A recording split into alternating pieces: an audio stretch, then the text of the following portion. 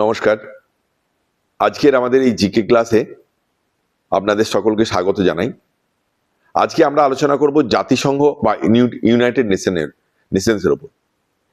এই জাতিসংঘ 26শে জুন 1945 সালে আমেরিকার সান ফ্রান্সিসকোতে 50টা দেশ একত্রিত হয়ে এই জাতিসংঘ প্রতিষ্ঠার কথা তারা বলে এবং 24শে অক্টোবর 1945 সালে ইউএন কার্যকর হয়। 24শে অক্টোবর 1945 সালে ইউএন কার্যকর হয়। তাই 24শে অক্টোবরকে ইউএন ডে হিসাবে সারা পৃথিবী জুড়ে এটা পালন করা হয় 24শে অক্টোবর এই ডেটটিকে। এর হেডকোয়ার্টার হচ্ছে আমেরিকার নিউ ইয়র্ক শহরে। আর এর ইউএন এর 6টি প্রিন্সিপাল অর্গানাইজেশন আছে। সেই 6টা প্রিন্সিপাল অর্গানাইজেশন হচ্ছে general assembly, security council, economic and social council, international court of justice, secretariat আর ট্রাস্টশিপ কাউন্সিল।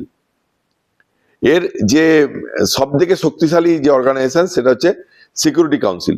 সেই সিকিউরিটি কাউন্সিলের মোট সদস্য সংখ্যা হচ্ছে 5টা। এদের মানে পার্মানেন্ট টোটাল 15টা সদস্য, তার মধ্যে 5টা হচ্ছে পার্মানেন্ট সদস্য। সেই পার্মানেন্ট সদস্য কে কে? রাশিয়া, চায়না, ইউকে, ইউএসএ আর ফ্রান্স। এই 5টা দেশ হচ্ছে পার্মানেন্ট মেম্বার। এই পার্মানেন্ট মেম্বারের মধ্যে এই পার্মানেন্ট মেম্বারের একটা বিশেষ ক্ষমতা দেওয়া আছে, সেটা হচ্ছে ভেটো পাওয়ার।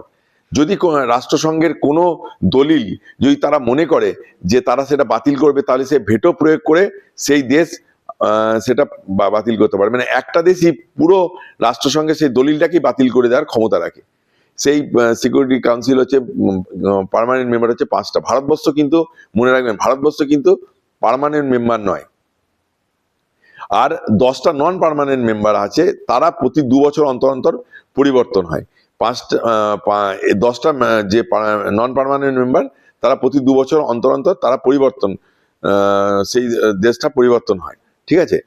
আর এদের রাষ্ট্রসংঘের অ্যাকচুয়ালি 6টা ভাষা আছে, স্বীকৃত ভাষা আছে, স্বীকৃতি দেওয়া হয়েছে। এই যে আমি বললাম Russia, China, UK, USA, France, এই যে 5টা পার্মানেন্ট মেম্বার। রাশিয়া থেকে হচ্ছে রাশিয়ান ভাষা, আচ্ছা চাইনিজ থেকে চাইনিজ ভাষা বা মান্দারিন ভাষা, ইউকে ইউএসএ হচ্ছে ইংলিশ, ফ্রান্সের হচ্ছে ফ্রেঞ্চ, আর স্প্যানিশ আর আরবিক। মনে রাখবেন, স্প্যানিশ আর আরবিক, মানে টোটাল হচ্ছে 6টা যে ভাষা, সেই ভাষা হচ্ছে স্বীকৃত ভাষা।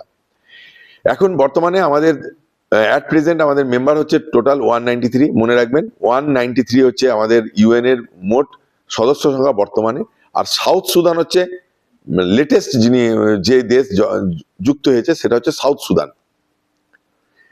আর বলে রাখি, এর মধ্যে সব থেকে বড় যে পদ, সেটা হচ্ছে সেক্রেটারি জেনারেল বা রাষ্ট্রসংঘের মহাসচিব। সেই রাষ্ট্রসংঘের প্রথম মহাসচিব হয়েছিলেন ট্রিপ লিলি। ইনি ছিলেন নরওয়ের ব্যক্তি। আর তারপরের ব্যক্তি হয়েছিলেন ডগ হামারশিল্ড। ডগ হামারশিল্ডের কথা মনে রাখবেন, ইনি সুইডেনের লোক ছিলেন। ডগ হামারশিল্ড হচ্ছেন এমন একজন ব্যক্তি যিনি এই মহাসচিব থাকাকালীন কোনো এক দুর্ঘটনায় তিনি মারা যান। কিন্তু ইনি হচ্ছেন দ্বিতীয় ব্যক্তি যাকে মরণোত্তর নোবেল পুরস্কার দেওয়া হয়েছিল, ডগ হামারশিল্ডকে। আর তৃতীয় সেক্রেটারি জেনারেল ছিলেন ইউ থান্ড। ইনি ছিলেন মায়ানমারের লোক এবং প্রথম এশীয় যিনি রাষ্ট্রসংঘের মহাসচিব হয়েছিলেন। আর একটা মনে রাখবেন, কফি আন্নান। কফি আন্নান ঘানার একজন ছিলেন সেক্রেটারি জেনারেল, কফি আন্নান। এই কফি আন্নান হচ্ছেন 2001 সালে ইনিও নোবেল পুরস্কার পেয়েছিলেন। কিন্তু ইনি একা পাননি, রাষ্ট্রসংঘ পেয়েছিল। সে নোবেল পুরস্কার পেয়েছিল রাষ্ট্রসংঘের সাথে। কফি আন্নান যিনি ঘানার ছিলেন, তিনি সেক্রেটারি জেনারেল ছিলেন, তিনিও নোবেল পুরস্কার পেয়েছিলেন। আর বর্তমানে সেক্রেটারি জেনারেল হচ্ছেন অ্যান্তোনিও গুতারেস। এই অ্যান্তোনিও গুতারেস তিনি হচ্ছেন পর্তুগালের ব্যক্তি, যিনি বর্তমানে এই সেক্রেটারি জেনারেল পদ অলংকৃত করে আছেন। আজকের আমাদের যে ইউনাইটেড নেশনসের ওপর আলোচনা আমরা এখানেই শেষ করলাম। যদি ভালো লাগে তাহলে অবশ্যই লাইক শেয়ার করবেন। ধন্যবাদ।